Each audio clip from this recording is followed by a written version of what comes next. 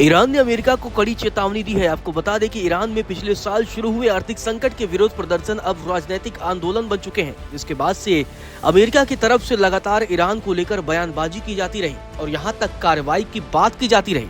लेकिन अब ईरान ने सीधे तौर पर कड़ी चेतावनी दी है। ट्रंप की धमकी पर ईरान ने दो टूक चेतावनी दी है और कह दिया है कि हमला किया तो तीखा जवाब मिलेगा। आपको बता दें कि राजधानी तेहरान में हाई अलर्ट मोड है, लेकिन अब ईरान की तरफ से कड़ी चेतावनी दी गई है।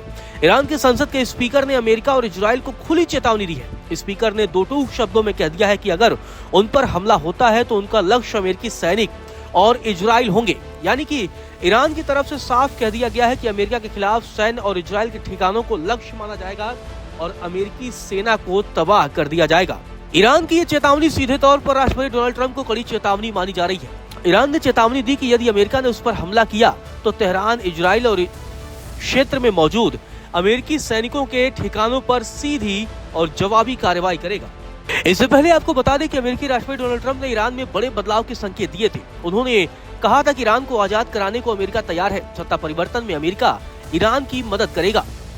गौरतलब है, अमेरिका की तरफ से लगातार ईरान को लेकर बयानबाजी सामने आती रही है। आपको बता दें कि ईरानी शाह के सबसे बड़े बेटे और क्राउन प्रिंस रजा पहलवी ने सरकार पर गंभीर आरोप लगाए और ये भी कह दिया कि देश के सुरक्षा बलों में भी बड़ी संख्या में ऐसा है कि जो लोग अपने कार्यस्थल छोड़ चुके हैं या सुरक्षा आदेशों का पालन करने से इनकार कर रहे हैं। एक तरीके से खामेनेई के खिलाफ उनका कहना है कि देश में लगातार गुस्सा बढ़ता जा रहा है। तो दूसरी तरफ ईरान के संसद के स्पीकर ने अमेरिका को ये कड़ी चेतावनी दी है। आपको बता दें कि दिसंबर 2025 में ईरान में आर्थिक संकट के बीच आंदोलन की शुरुआत होती है और धीरे धीरे ये आंदोलन राजनीतिक आंदोलन बन जाता है।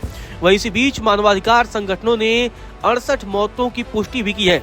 वहीं ईरानी सरकार ने स्थिति को नियंत्रित करने के लिए 7 जनवरी से इंटरनेट और मोबाइल सेवाएं बंद कर दी है, लेकिन इसके बावजूद लगातार सड़कों पर लोग मौजूद हैं।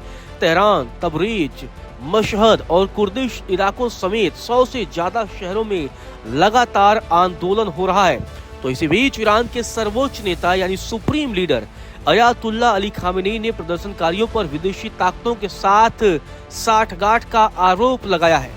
लेकिन सबसे अहम बात है कि इस पूरे मसले पर अमेरिकी राष्ट्रपति की तरफ से जो प्रतिक्रिया सामने आई है, उसके बाद से तनाव बढ़ने की और संभावना है।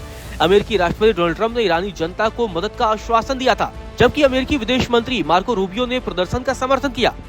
इसके बाद से तनाव बढ़ता जा रहा है और यही वजह है कि ईरान की तरफ से अब अमेरिका को खुली धमकी दी गई है। गौरतलब है, इजराइल के प्रधानमंत्री बेंजामिन नेतन्याहू और मार्को रूबियो के बीच फोन पर बातचीत के बाद से इजराइल भी हाई अलर्ट मोड पर आ चुका है, क्योंकि अगर ईरान हमला करता है तो उसका पहला टारगेट इजराइल होगा।